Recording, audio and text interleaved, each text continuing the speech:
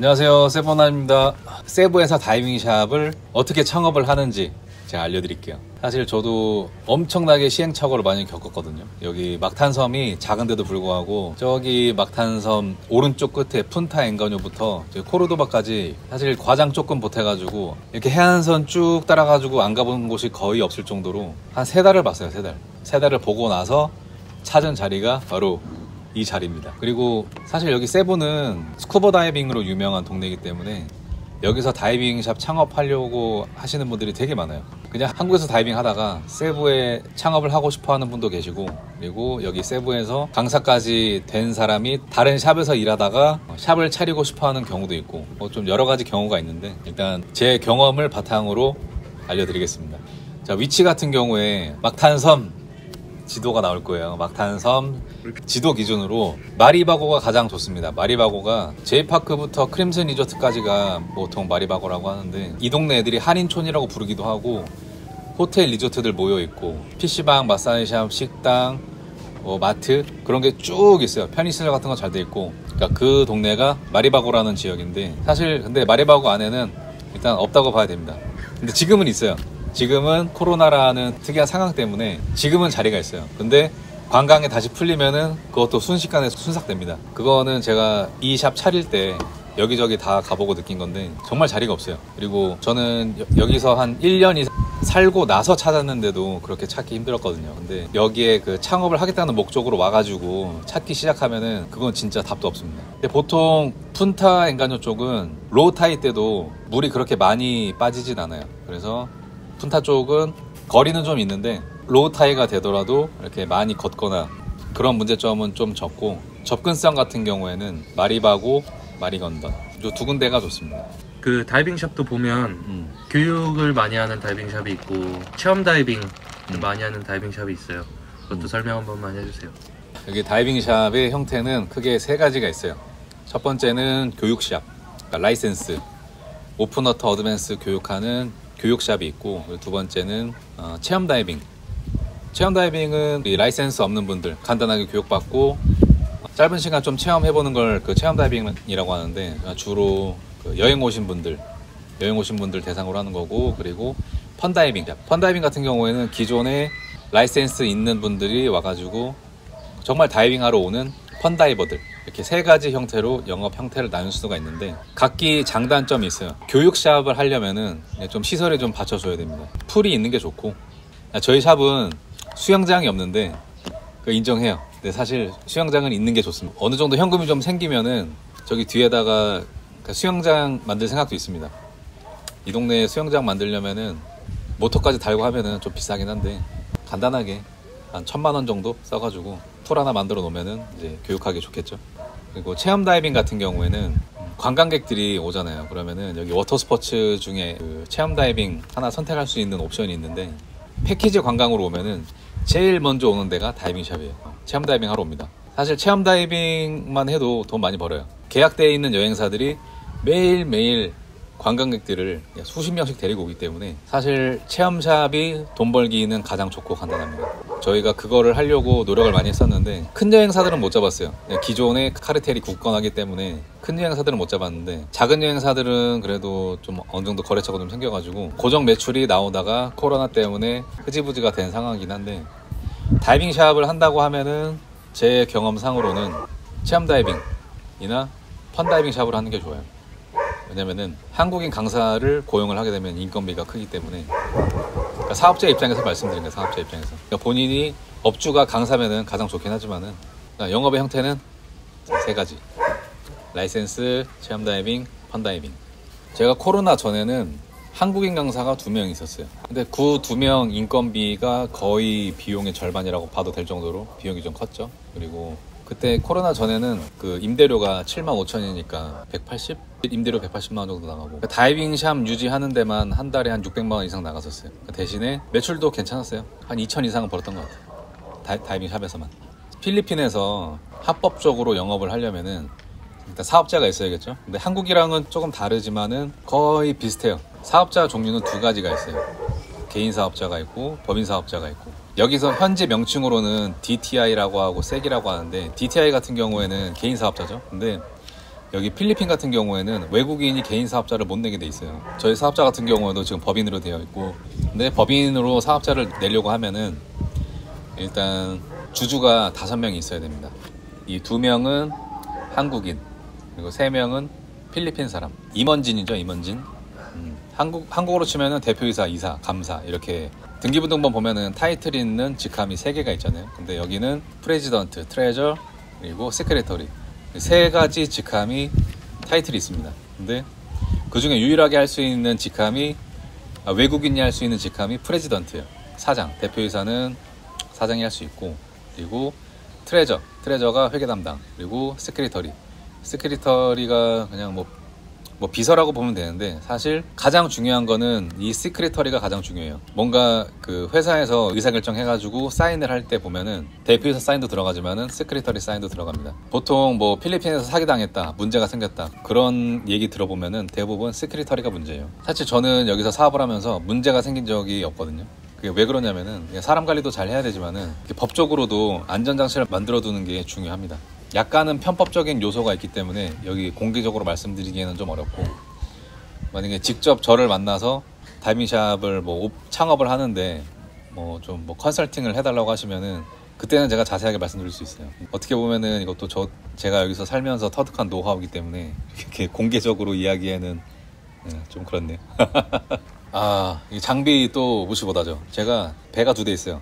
30마력짜리 마린 엔진 붙어있는 픽업보트가 있고, 40마력짜리 마린 엔진 붙어있는 빠지가 하나 있는데, 배를 구매를 할지 그것도 고려를 하셔야 되고, 근데 장비 같은 경우에는 일단 사야겠죠. 제가 처음에 10세트를 샀습니다. BCD, 레귤레이터, 핀, 수트, 그리고 웨이트, 마스크, 스노클, 부츠.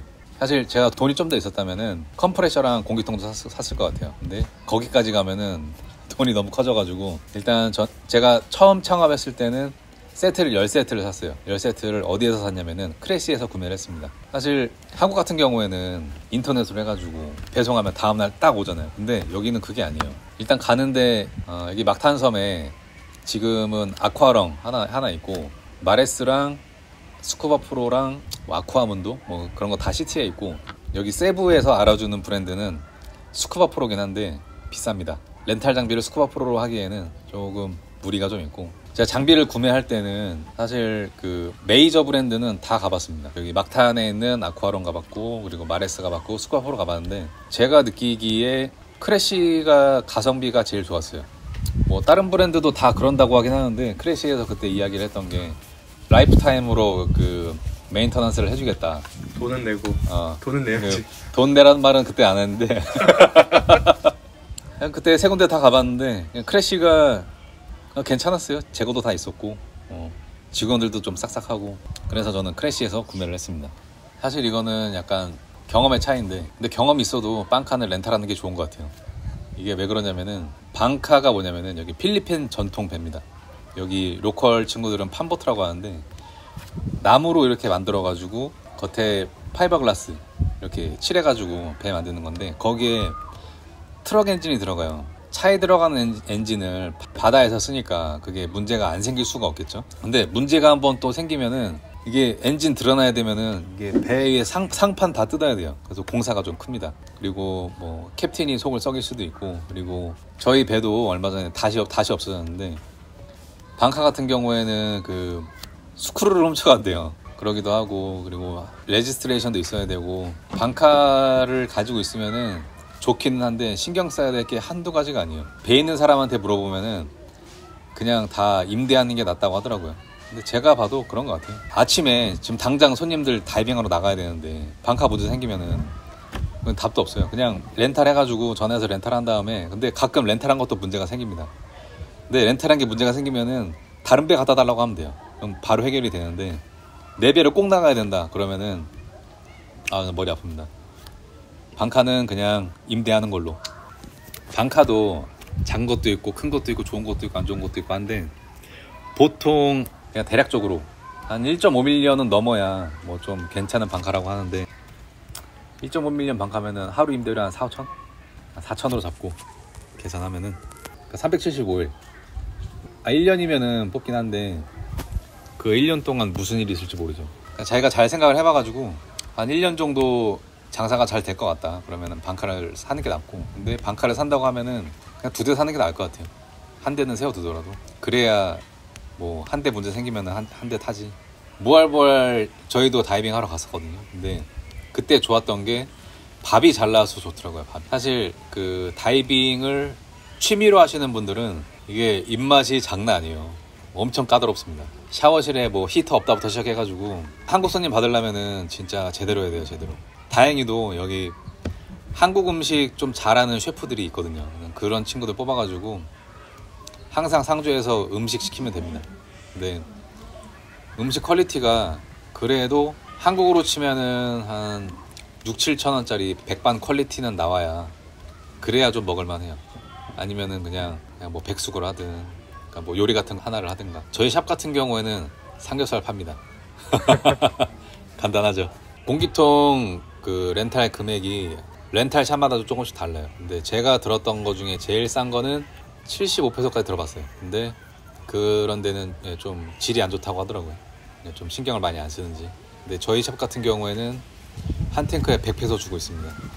근데 이게 100페소가 사실 지금 환율로 따지면은 2,350원인데 얼마 안 한다고 생각할 수도 있어요. 근데 이게 저희도 그 코로나 전에 탱크비 결제해 주는데 와, 진짜 수백만 원 결제했습니다. 뭐 그래도 그 간단하게 따지면 손님 한 명이 하루 다이빙 하는데 식사 포함해서 120불 한 14만 원 정도 내는데 거기서 공기통 3개 7,500원? 그냥 간단하게 생각하면 간단하게 생각하면 그렇지만은 이게 쌓이면은 장난 아니에요.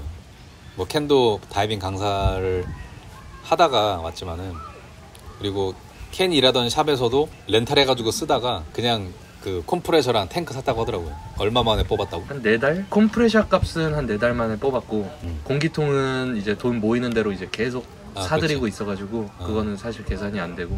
보통 한 4개월 정도 보면은 그 컴프레셔랑 탱크 구매한 비용은 뽑는 것 같아요. 그리고 그러니까 그 샵이 컴프레셔가 1,000만 원 조금 넘었는데 공기통 값이 4달 만에 1,000만 원이 나왔던 거죠. 와, 장사가 잘 되는 샵이었네요. 세부에 다이빙 샵들이 많잖아요. 다이빙 샵들이 많다 보니까 기업형으로 그 공기통 렌탈을 해주는 업체가 있는데 그 업체가 진짜 개꿀이지, 개꿀. 전 그거 하고 싶어요. 솔직히 말하면. 관광객 들어오면은 우리 한번 생각해보자. 지금까지 얘기했던 거는 돈 놓고 돈 먹기잖아요. 돈 많은 사람들이 더 깔끔하게 준비하고 더 장비 좋은 걸로 준비하고 돈만 있으면은 크게 문제되지 않는 상황인데 사실 제일 어려운 게 모객이죠. 모객 같은 경우에는 제가 여행사랑 다이빙샵이랑 마사지샵을 하고 있는데 여행사도 그렇고 다이빙샵도 그렇고 홍보비가 엄청나게 들어요. 네이버 그 파워링크 검색했을 때 최상단에 뜨는 그 파워링크 있잖아요. 세부 다이빙으로 검색해가지고 클릭 한 번 하면은 그게 클릭 한 번에 6,000원, 7,000원. 네이버에 돈 퍼다 줄 거 아니면은 다른 방법을 쓰는 게 좋습니다. 근데 보통 뭐 많이 하는 게 뭐 블로그 상단, 뭐 좀 상위 노출되는 블로그들 잡아가지고 컨택 해가지고 온 것처럼 이렇게 뭐 올린다든가, 뭐 체험단을 모집을 해가지고 실제로 샵에 오라고 해가지고 뭐 라이센스든 뭐 다이빙 진짜 해주고 그때 사진 촬영해서 올리는 데도 있고, 둘 다 돈이 너무 많이 들어요. 근데 저 같은 경우는 어떻게 했냐면은 마이리얼 트립이라는 그 플랫폼 있잖아요. 그 액티비티 예약하는 플랫폼, 쿠팡, 티몬, 여행 상품을 판매하는 플랫폼에 그쪽에 등록을 해가지고 좀 그쪽에 좀 집중을 했죠. 그래서 실제로 지금도 마이리얼 트립, 쿠팡 그리고 티몬은 저희 샵이 1등이고 누적 판매도 1등이고 판매율도 1등이고 그렇습니다.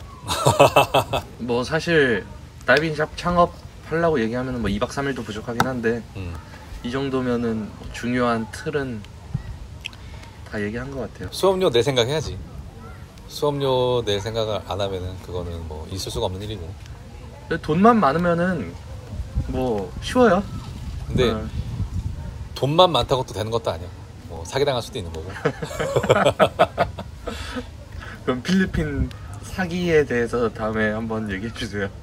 필리핀 사기설도 많지. 저도 사기 당했어요. 큰 금액은 아니고. 여행사랑 다이빙샵이랑 마사지샵 같은 경우에는 제가 지금 하고 있는 업이다 보니까 뭐 누가 한다고 그러면은 제가 잘 도와줄 수 있습니다. 제가 저희 다이빙샵이 빠르게 성장할 수 있었던 이유 중에 하나가 여행 플랫폼에 상품을 등록을 할 수가 있어가지고 그게 좀 빠르게 성장을 했는데, 그 여행 플랫폼에 등록하려면 한국에 사업자가 있어야 돼요. 근데 여기 대부분 그 영세한 업체가 많기 때문에 한국에 사업자가 없어요.